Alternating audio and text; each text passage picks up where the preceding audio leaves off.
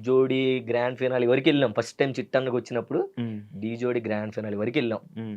అక్కడే ఎలిమినేట్ అయిపోయాం. హ్మ్. యశ్వంత్ మాస్టర్‌తో పోయి ఓకే.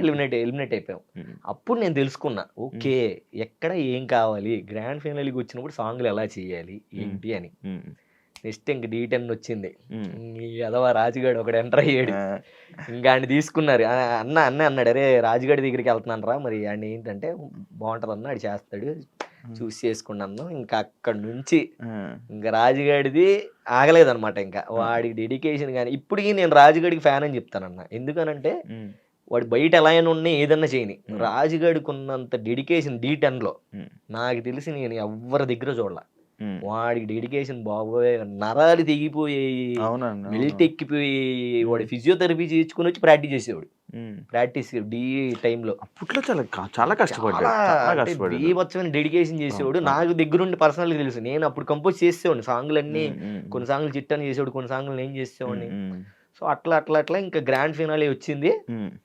యశ్వంత్ మాస్టర్‌ని కొట్టాలి. హ్మ్. ఆబ్వియస్‌లీ ఆయనే వస్తాడు అటు సైడు. హ్మ్. అతన్నే కొట్టాలి. కొడితే మనోడిని కొట్టాలి. హ్మ్. ఇంకని గట్టిగా ఇంకా నేను 1 మంత్ ముందే మా వాళ్ళందరికీ చెప్పేసి, "అరే! హ్మ్. నేనెళ్ళిపోతున్నాను. మీరు ప్రాక్టీస్ టైంకి రండి" అని ముందే వచ్చేసి, సాంగ్‌లు ఎలా కావాలని గిడిటింగ్‌లన్నీ మొత్తం అంతా రెడీ చేసేసాం.